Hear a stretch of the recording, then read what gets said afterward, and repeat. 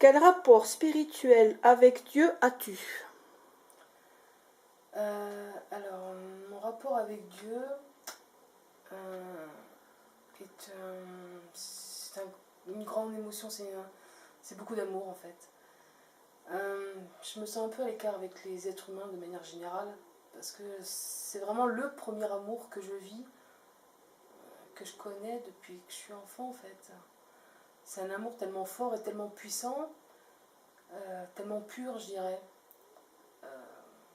qu'avec les êtres humains c'est très rare qu'on arrive à ce degré-là. Avec les êtres humains pour l'instant je ne connais pas forcément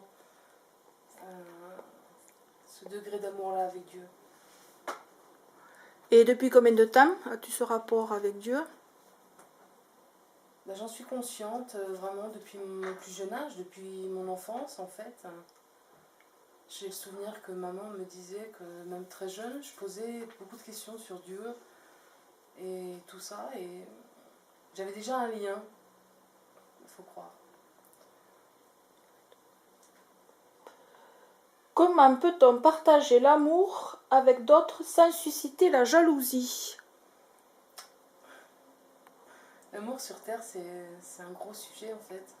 Parce que je me rends compte que, en tant qu'être humain, en tant qu'incarné, on a tendance à déstructurer la valeur de l'amour. Il y a des gens qui vont dire, ils vont avoir, on a tendance à dire, bah toi je t'aime de cette façon, toi comme ça. Il y a des programmes par défaut que beaucoup de gens mettent des post-it avec divers degrés d'amour sur telle ou telle personne. Et je pense pas que c'est un rapport avec le fait peut-être que la personne, ça peut être sa famille avec les personnes de sang ou des étrangers, ça n'a rien à voir. Ça n'a vraiment rien à voir. On peut aimer plus fort une personne qui est censée être un étranger à nos yeux, qui n'a pas le même sang que nous, alors qu'avec notre famille, ça peut ne pas forcément être un degré d'amour très intense, comme vice-versa. Ça dépend, on peut être surpris du degré d'amour qu'on peut avoir pour telle ou telle personne. Et c'est vrai que je cherche vraiment à essayer de comprendre vraiment le sujet de l'amour, comment il est vécu et perçu surtout sur Terre, entre êtres humains. Donc bien sûr que la jalousie, l'orgueil parasite l'amour pur en véritable.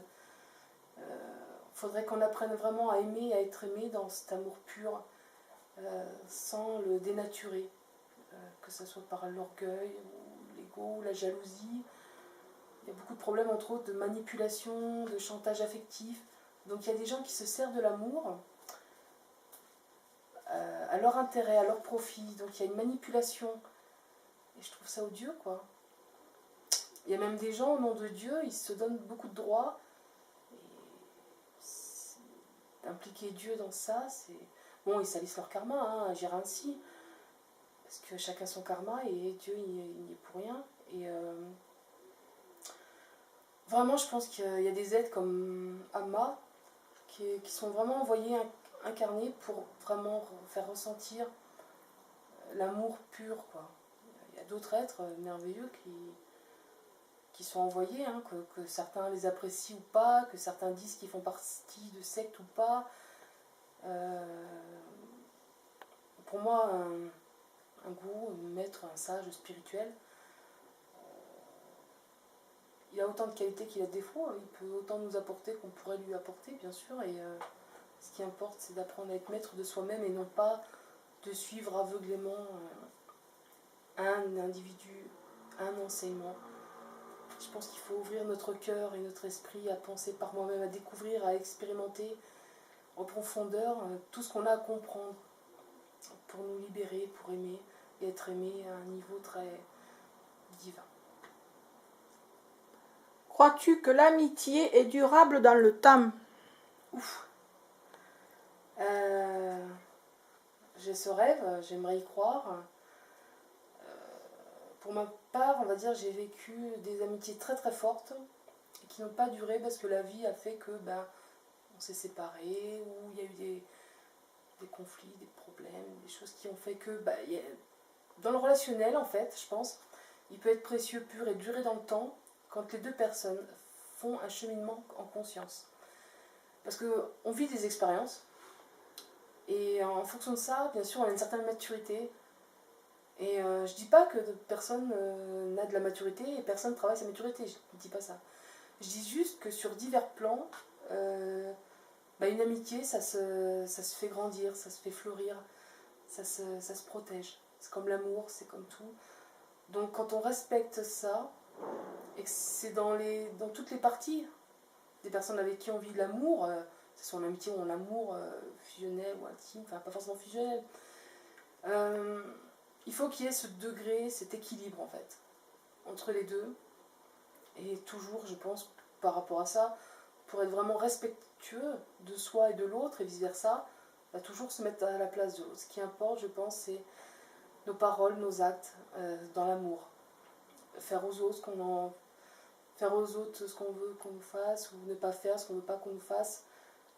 Je dirais que c'est assez complexe, c'est pas forcément ça. Parce que ce qui peut nous convenir ne peut pas convenir forcément à l'autre. Ça dépend, on a beaucoup de différences, les goûts et les couleurs. Donc je dirais l'important c'est de la communication avant tout. La communication avec son cœur, en étant sincère et vrai. Et je pense qu'on pourrait éviter beaucoup de conflits ou de problématiques dans des amitiés finalement qui ne durent pas, ou même en amour, par rapport à un manque de communication. On voudrait que l'autre nous comprenne, et on voudrait que l'autre... on voudrait être compris et comprendre l'autre sans forcément s'exprimer en disant c'est normal, c'est logique, il devrait comprendre. Je comprends pas. Oui, mais nous, notre logique, c'est pas forcément la logique de l'autre, et ce qu'on comprend, c'est pas forcément ce que l'autre comprend. On a notre propre filtre, notre propre façon de comprendre les choses. C'est les rares fois où on est vraiment sur la même longueur d'onde, c'est ce qu'on appelle, je pense, la synchronicité divine.